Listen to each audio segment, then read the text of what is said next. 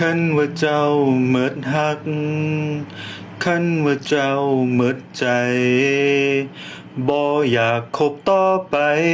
ก็ให้บอกมาคันว่ามีคนใหม่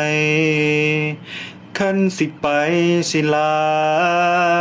ก็ให้เจ้าเว้ามาตรงๆได้เลยบ่ได้มีปัญหาบ่ได้ว่าอีหยัง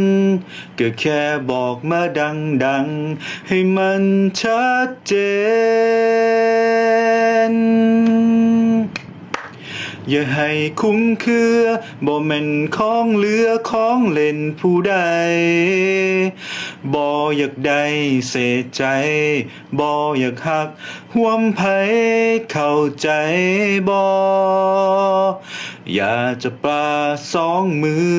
ข้างหนึ่งถือกำใจเขาเอาไว้แน่นอีกข้างหนึ่งสิมาดึงแขนกันไว้เพื่อหยังโย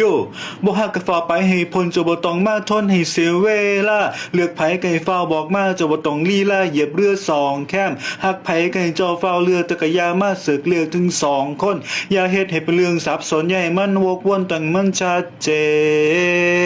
นอย่าให้คลุ้มเครือบ่แม่นของเหลือของเล่นผู้ใดบ่อยากได้เสียใจบ่อยากหักห่วมไผเข้าใจบ่อย่าจะปลาสองมือข้างหนึ่งถือกำใจเขาเอาไว้แน่นอีกข้างหนึ่งสิมาดึงแขนกันไว้เพื่อหยังให้มันชัดเจนครับ